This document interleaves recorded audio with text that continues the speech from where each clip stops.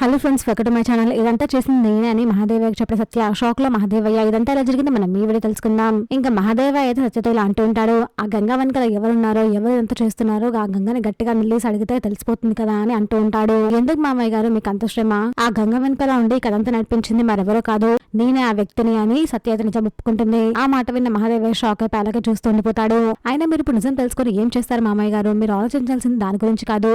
ఇప్పుడు మీ దగ్గర రెండు దారులున్నాయి. డిఎన్ఏ టెస్ట్ కి ఒప్పుకొని క్రిష్ మీ కొడుకు కాదు అని చెప్పి వదిలేసుకుంటారు, లేదా గంగా మీ రెండో భార్య అని తెచ్చి ఇంట్లో పెట్టుకుంటారు. అలా చేస్తే మీ రాజకీయ భవిష్యత్తు పాడవుతుందో ఏమో అని సత్య అయితే అంటూ ఉంటుంది. సత్య మాటలకు మహాదేవయ్య ఏం మాట్లాడలేకపోతాడు. ఎందుకు ఇదంతా చేస్తున్నారు అని మీరు నన్ను అడగచ్చు. నా భర్త విషయంలో నేను ఎక్కడ దాకా వస్తాను, మీరు ఎక్కడ దాకా వస్తారో నేనే చూస్తాను అని సత్య అయితే అంటూ ఉంటుంది. ఇదంతా చేసింది నేనే అని మీరు బయట చెప్పినా కూడా ఆ గంగా ఎందుకు వచ్చింది, ఎక్కడి నుంచి వచ్చింది ఇవన్నీ అడుగుతారు. మీరు డిఎన్ఏ టెస్ట్ కి ఎందుకు ఒప్పుకోవట్లేదని కూడా అడుగుతారు. మీరు నన్ను కానీ ఆ గంగను కానీ ఏమీ చేయలేరు అని సత్య నవ్వుతూ మహాదేవ చూస్తూ ఉంటుంది. మహాదేవ అయితే చాలా కోపంగా రగిలిపోతూ ఉంటాడు. చూసాక ఫ్రెండ్స్ ఏం జరగబోతుందో. ఇలాంటి జెన్యూన్ అప్డేట్స్ కోసం మా వీడియోకి లైక్ చేసి ఛానల్ పంపించుకోండి.